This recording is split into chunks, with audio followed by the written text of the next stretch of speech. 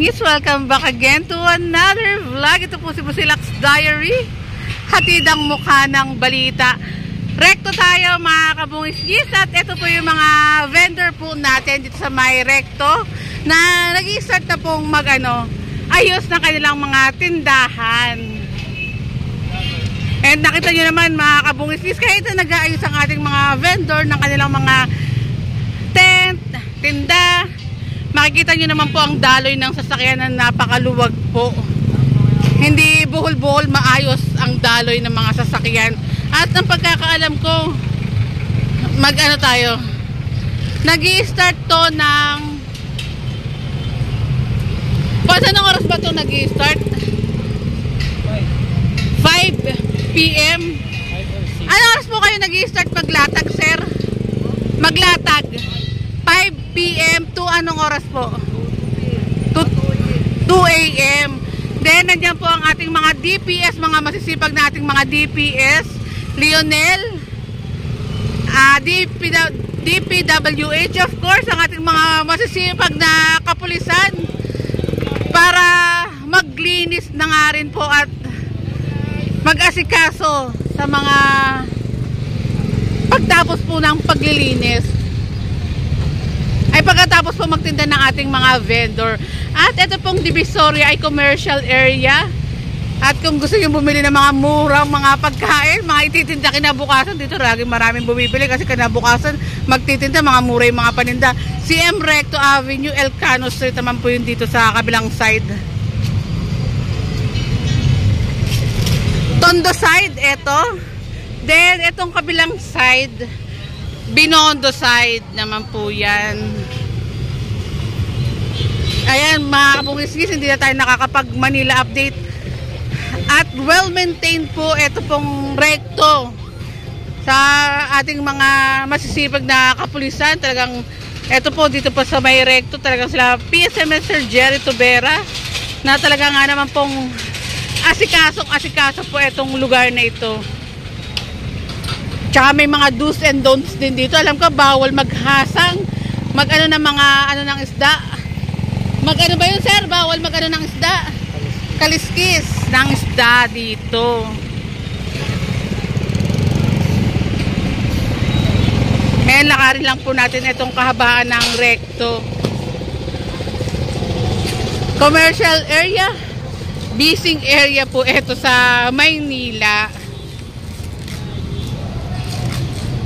Pero kapag umaga naman po, ang ating mga vendor naman po ay maayos na nagtatapon ng kanilang mga basura. Sa Lionel sila na po mismo nagtatapon ng mga basura din po nila. Kasi po sila na may tawag doon? Merong plastic para sa kanilang mga basura. Both side. Ang alam po dito sa Ilaya, maglilinis na rin pag 6 o'clock. Time check muna tayo mga kabungis. 4:51 pa lang pala.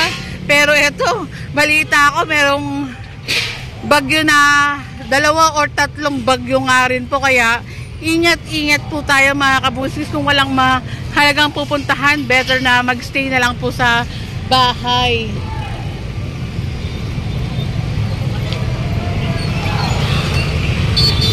Lalo na kapag umaga, napakaganda na itong Divisoria. Itong Rekto, ang linis-linis din. Yung Center Island, gamit na gamit mo po.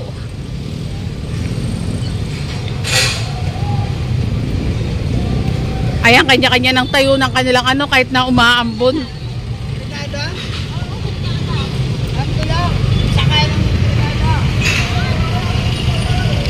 Dito naman po, anong to lugar to?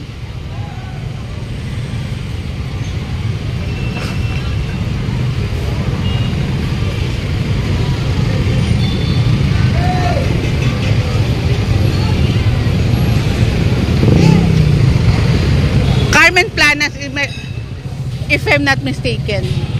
Carmen Planas, no, sir?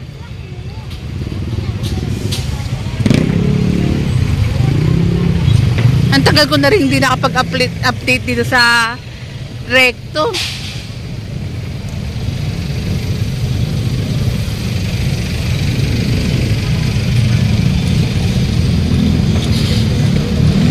araw-araw po merong upload si Busilak's Diary. Kaya sana po panoorin nyo po yung mga upload natin, mapa-clearing operation, Manila update, at ang ating mga masisipag, magigiting na kapulisan dito sa Maynila. At dagdag ko na lang rin mga kabungis, speaking of kapulisan, ngayong bare months, ngayong parating na Kapaskuhan, paalala ko lang rin po, please lang, wag na wag nyo pong gagawin panakot ang mga kapulisan sa inyong mga anak. Dahil po sa oras ng pangangailangan, kapag nawala nyo po yung anak nyo, ang ating mga kapulisan po ang inyong pupuntahan. Ang ating mga kapulisan po ang tutulong sa inyo. Oops. Sa oras ng pangangailangan. Oops.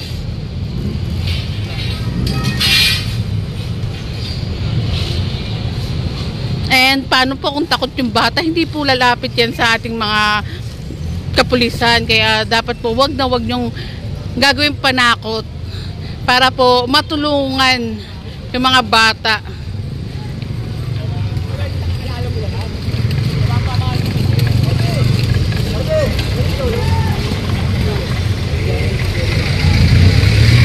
And nasa ayos rin po pala ito yung mga gulay section, meat area, fish area. Ayan po, grabe.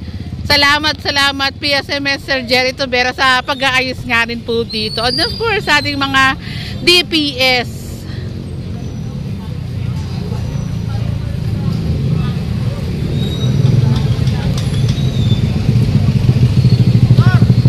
At nakikita nyo naman po ang daloy ng trapiko. Maluwag na maluwag pong nakakadaan ng mga sasakyan. Grabe no, ang laki na talaga ng binago ng Divisoria na yung mga driver po ng mga sasakyan. Malamang driver ng sasakyan, alang ang driver ng ano. Yung mga driver po natin, dati nagka-cutting trip yan. Ngayon po, ayan, maluwag na maluwag pong ano, nakakadaan. Meron para sa mga vendor, meron para sa mga mimimili, meron din para sa mga nagmamaneho ng sasakyan. Pasensya na kung nabubulol ako, kaninang umaga pa tayo buhay. Pagod na. At wala pang kain. Pasensya na po. At gusto ko lang pong i-update sa inyo at makita nyo po itong ganap dito sa Maynila. At manood din po kayo ng upload ko sa Facebook page, Busilak's Diary. Yan dun po yung mga iba pa nating upload.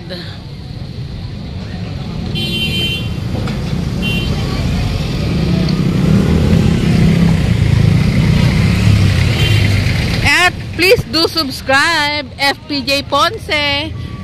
Try ka naman. Hello po mga kababayan at sa mga kapasko niya natin dyan. Keep safe always at may bagyo pa. At subscribe, FPJ Ponce.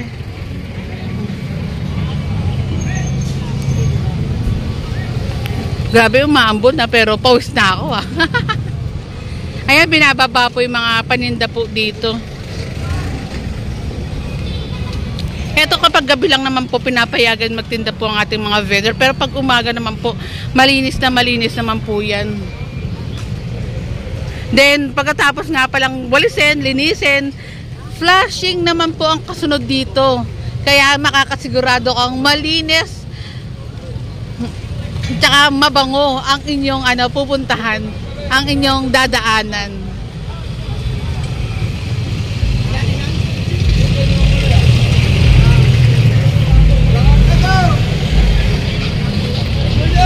And ito may mga provided na barrier para kung hanggang saan lang po rin yung mga vendor po natin na magtinda. Tulad nga ng sinabi ko, mayroong pwesto ang mga vendor, may pwesto yung mga mamimili, may daan para sa mamimili, may daan din po para sa mga sasakyan.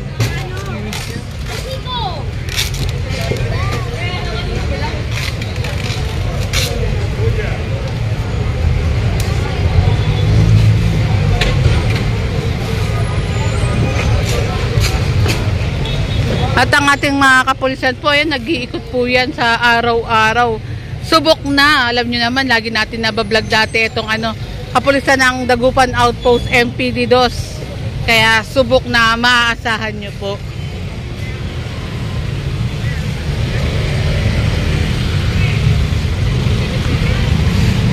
Ito na ako sir, sa labas.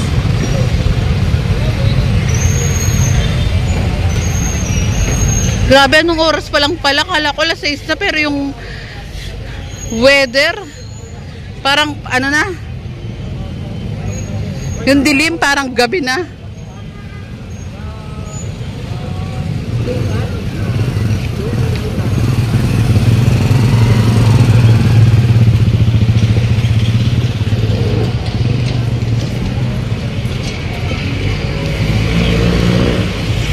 Oops.